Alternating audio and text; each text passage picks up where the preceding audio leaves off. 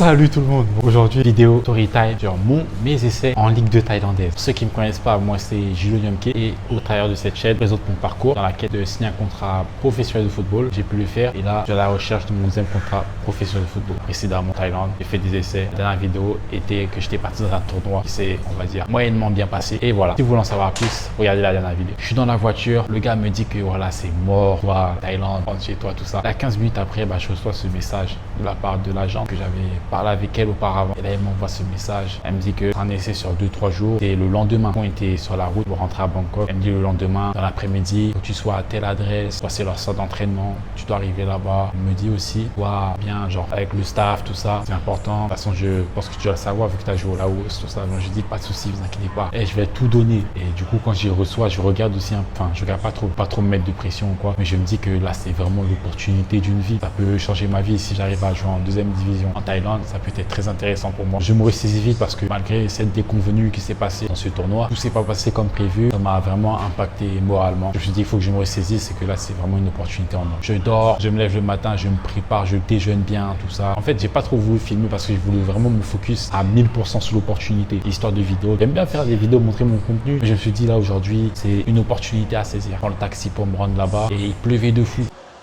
C'est du...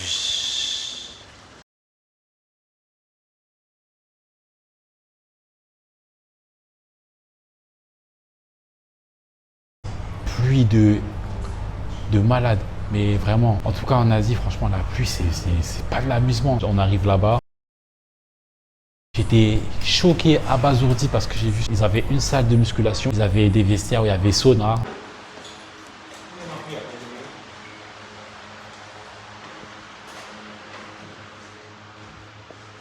Ils avaient aussi un gymnase aussi. Et voilà, les maillots étaient prêts, tout ça. C'était carré, c'était vraiment carré. On attend, il pleut encore. On attend 30 minutes. Enfin, l'un des membres du staff nous explique que l'entraînement a été reporté à demain. Je suis un peu déçu, mais je me dis, bon, c'est pas grave. Du coup, je rentre chez moi, j'attends un peu quand même. Je dis, on sait jamais. Sur le chemin du retour, vers 20h comme ça, l'agent m'envoie un message. Elle me dit, entraînement demain, 7h. 7h entraînement. Là, ça sera pour son entraînement, mais au stade où il joue, le soir après, tout ça. Je dis, ouais, pas de souci. Pas de souci. Du coup, je rentre chez moi, je dors tôt. J'essaie de dormir le plus tôt possible. Je me lève, je prépare l'application de taxi pour pas arriver en retard là-bas. On m'avait conseillé de faire ça, du coup j'ai suivi le conseil. Je suis levé le matin, j'ai pas pris de petit déjeuner, je crois que j'ai pris peut-être une banane et j'ai BO là-bas. Le taxi vient d'arriver, tout ça, ça s'est bien passé. Et je suis arrivé le premier, genre je suis arrivé je pense 1 heure avant.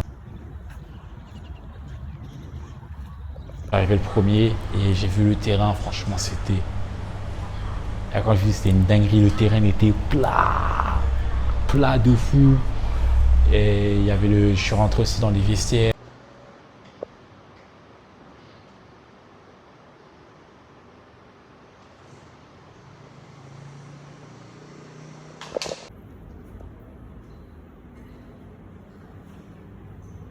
C'était incroyable. J'étais comme un enfant. Soit les gens, ils arrivent comme ça arrive aussi. Ah oui, aussi, dingue, j'ai oublié d'expliquer ça. Il y avait aussi d'autres joueurs aussi, parce qu'on était 7 à l'essai, qui recherchaient plusieurs postes. Il y avait un joueur, un Coréen, que j'avais affronté en Ligue 1 laotienne. Au début, je le vois, je me dis son visage, je me dis quelque chose. Après, je le revois encore et je lui parle, tout ça. Je dis, mais toi, t'as joué où, toi? Il me dit au Laos. Il me dit, mais moi aussi, j'ai joué au Laos. Hasard de fou. Après, il nous donne les vêtements d'entraînement. Là aussi, il y avait les joueurs du club. Et après, vient maintenant l'entraînement. On rentre dans le stade, les coachs, ils parlent, tout ça. Ils disent, présentez-vous. Et voilà, bon, je me présente, tout ça, on fait tour de route et après on fait un test physique. Enfin, on devait le faire 6 fois. On devait courir, on devait faire un tour en moins d'une minute, 2 tours en moins de 2 minutes je crois et 3 tours, c'était 300 mètres et on devait faire 3 fois 2. Du coup le premier tour, moi c'était un tour de découverte pour voir un peu. Du coup je me suis mis un peu dans le groupe et genre il y avait 4 piquets et chaque groupe est éparpillé par ces groupes là. Premier tour je fais ça. Après deuxième tour, je vois je suis bien.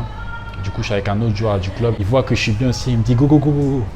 Du coup, par rapport à ça, du coup, je les ai lâchés. Et au niveau de ça, là, du coup, j'ai commencé à mettre des tours aux différentes personnes qui étaient dans les différents plots. Sur ça, j'étais vraiment au-dessus. Honnêtement, hein, après, c'est dommage qu'il n'y ait pas eu des caméras pour filmer parce qu'il y a certaines personnes qui ne vont pas me croire. Sur le truc physique, j'étais vraiment au-dessus. Sur tout le truc, j'ai surpassé quasiment tout le monde. Même à mon le préparateur physique, il me dit ah, you are good, hein, you are good, tout ça. Et franchement, sur ça, je les ai choqués. J'ai dépassé quasiment tout le monde. Après ça, du coup, quand on a fait ça, là, en plus, j'étais j'étais pas KO, j'étais bien. On a fait des 1 contre 1 qui se suivaient 2 contre 2, après qui s'est suivi après sur du 3 contre 2. J'ai l'impression que c'est bien ça ici en Thaïlande. Et là aussi, je me suis bien débrouillé, j'ai fait des bons appels, j'ai même marqué un but.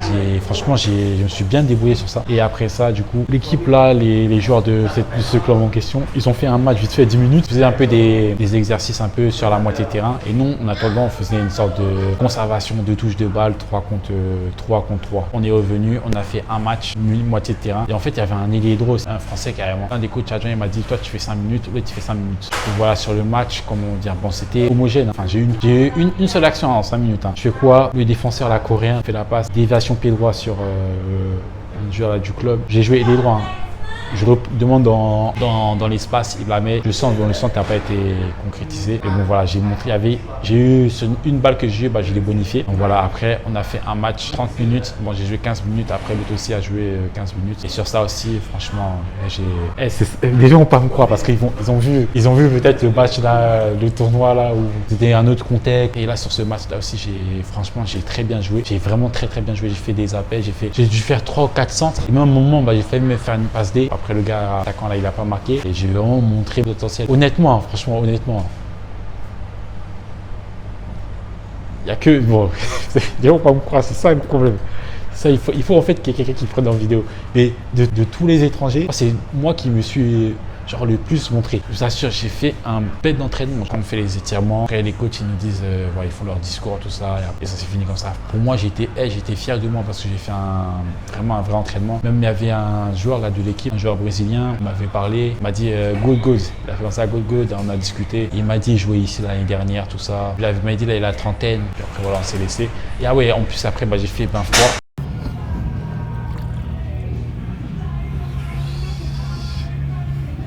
Et quand je vous dis, j'étais tellement fier de moi parce que j'ai fait un très bon entraînement. Je n'étais pas surpassé, je n'étais pas dépassé par les événements. Et je pouvais jouer j'ai joué sans complexe et j'étais à l'aise. J'étais vraiment à l'aise. Donc voilà, après, j'attends. Je ne sais pas si entraînement demain, tout ça. Là, j'ai envoyé un message à l'agent. L'agent dit qu'elle allait me tenir au courant. Voilà, le temps passe. Et dans la soirée, du coup, voilà, malheureusement, l'agent me dit le coach ne recherche pas ton profil.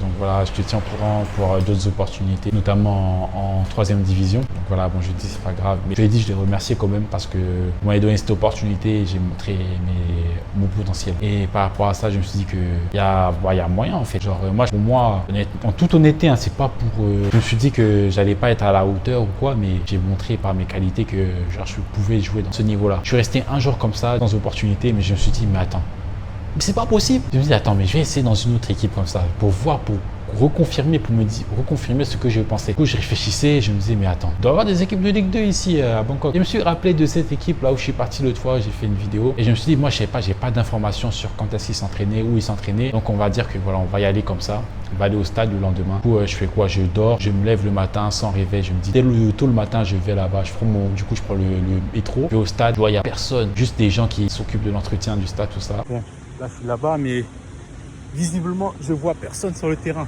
Je vois juste des gens qui font du volley. Ah.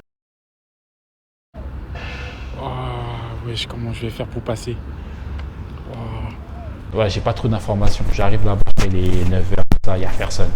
Du coup, je fais quoi? J'arrive à obtenir des renseignements. Grâce à ces renseignements, du coup, j'arrive à savoir à quelle heure ils s'entraînent. Par rapport à ça, du coup, je retourne un peu dans Bangkok pour aller manger tout ça et je reviens 1 heure avant. Du coup, je reviens 1 heure avant. Je vois il y a quelqu'un de leur staff là. Je leur explique. Je leur dis, moi, je viens du Laos et je veux faire un essai. Et le gars, il m'a dit, ok, attends un peu. J'attends tout ça. Je crois que c'est celui qui s'occupait des habits, tout ça, et des allers-retours comme ça. Voilà. Et après, je vois qu'il y a un coach aussi qui vient. Ça va être un coach adjoint. Il me dit, are you player? Je dis, yes, I'm player. Il voit un peu et après il me dit, mais tu parles français? Je dis, oui, je parle français. Du coup, je lui explique ma situation. Je suis venu et voilà, j'aimerais m'essayer. Donc voilà, il me dit, tu joues quel poste, tout ça. Moi, je lui ai dit que je joue ailier droit. Pour moi, je me dis que c'est mieux que je joue ailier par rapport à mes capacités. Donc voilà, après, il me fait savoir aussi l'histoire des mutés, des places étrangères. Et il me dit, bon, on va voir, il faut voir aussi avec le coach, tout ça, mais on va voir quand même. Donc voilà, après, il revient la première personne que j'ai vue. Là, c'était les maillots d'entraînement.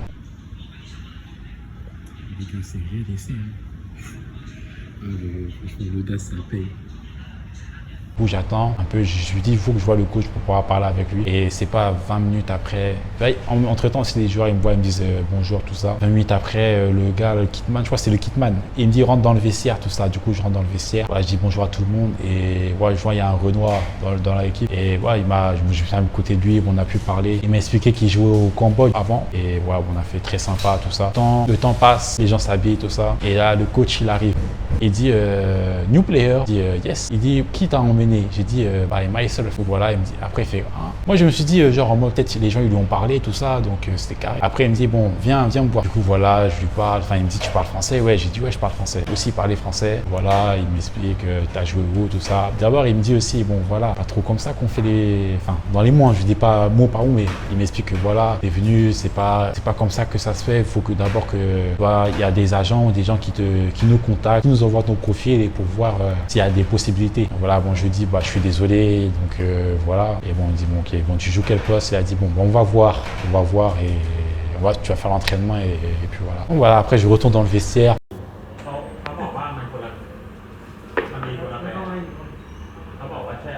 Je mets mes crampons et voilà. En vrai, je me suis dit soit ça passe, soit ça casse. Donc voilà, ça s'est passé et j'ai fait l'entraînement avec eux. Une autre personne du staff, je pense que c'était le préparateur physique. Bon, lui aussi, il est venu, il est dans le vestiaire, il est venu, il demandait aux joueurs comment ils se sentaient sur 10, enfin des trucs comme ça. Les joueurs répondaient 8, enfin des trucs comme ça. Donc voilà, on arrive sur le stade, on se met sur les tapis, moi je fais un peu de mobilité et là on fait des exercices avec des élastiques, tout ça. Et après ça, on va avec le coach adjoint et on fait un exercice de passe à 4. Genre, on doit faire des passes dans des portes et après on court. On a fait ça sur diverses variantes. Et ça, ce qu'on a fait, le coach principal, il nous a fait faire un exercice d'agilité. D'abord, on passe des piquets, on devait passer en zigzag comme ça. Après, on faisait des échelles de rythme. Après, on sautait sur des haies. Et après, on accélérait.